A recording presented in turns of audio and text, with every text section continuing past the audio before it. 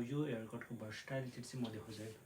यसरी राखेर यसलाई फोटो खिच्न मन लाग्यो भने यसरी टक्क होइन फोटो खिच्दा नि भयो। र अब अर्को कुरा है त होइन, अब कपाल अलिकति डिस्टर्ब लाग्यो साइडमा ल्याउँछु भन्दा चाहिँ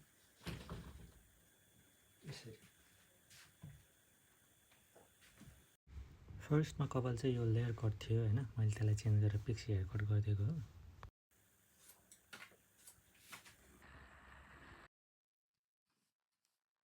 फेरि अब यो यत्तिकै ब्लो ड्राई गरिदियो भने चाहिँ कपाल भुइँभरि झर्छ, ध्वस्तै हुन्छ होइन, त्यही भएर यसो पुस्दिउँ।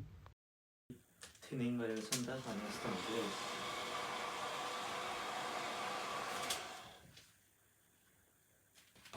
यसरी त ध्वस्तै हुन्छ त। यो हल्का ड्राई भइसकेको छ है, तर 100% ड्राई चाहिँ भएको छैन है त। र मैले यो हेयर कट गरेँ नि, अब यो हेयर कटको भर्सटाइलिटी चाहिँ म देखाउँछु है। मलाई राम्रो लाग्ने कुरा चाहिँ के भन्छु भने है, जस्तै अब फोटो खिच्नु पऱ्यो होइन, अब फोटो खिच्ने बेला अन्त खासै कपाल अगाडि झरे पनि त्यति साह्रो डिस्टर्ब त लाग्दैन नि त मान्छेलाई होइन। र त्यो बेलामा चाहिँ यो मैले स्टाइल पनि गरिसकेको छैन अहिले, यो मैले ड्राई गरेर अनि देखाएको मात्र है त।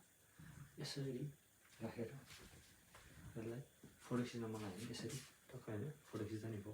र अब अर्को कुरा है त होइन, अब कपाल अलिकति डिस्टर्ब लाग्यो साइडमा ल्याउँछु भन्दा चाहिँ यसरी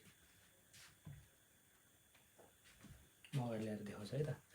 ड्राई गरेर अलिकति यसरी साइडमा ल्याइसकेपछि यसरी बस्छ। प्लस अब यहाँ मान्छेको रियल कान त अलिकति डिफ्रेन्ट पोजिसनमा हुन्छ नि त होइन। र अनि अर्को कुरा चाहिँ जुन यो कपाल छ यसलाई यसरी ल्यायो, अब यत्तिकै देख्न सक्नुहुन्छ कि यो यसले यहाँनिर राउन्ड लिइसकेको यो कपाल, अनि यसलाई चाहिँ टक्क कानमा यसरी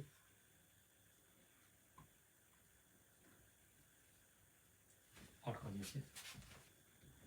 यहाँनिरको सेप मैले अझै राम्रो क्रिएट गर्न सकिरहेको छैन, खोइ के मिलिरहेको छैन होइन।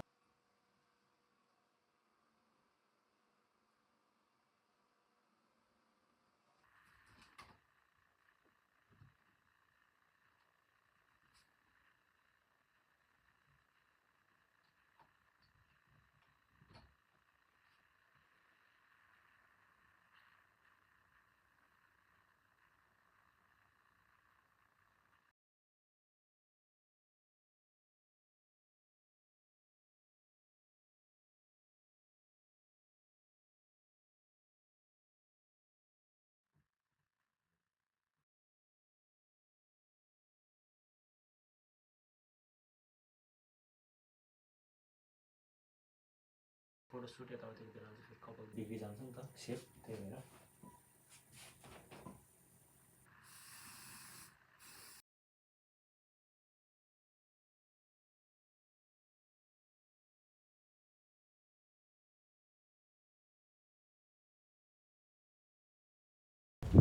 ल कपाल त बिगारिदियो त हावाले।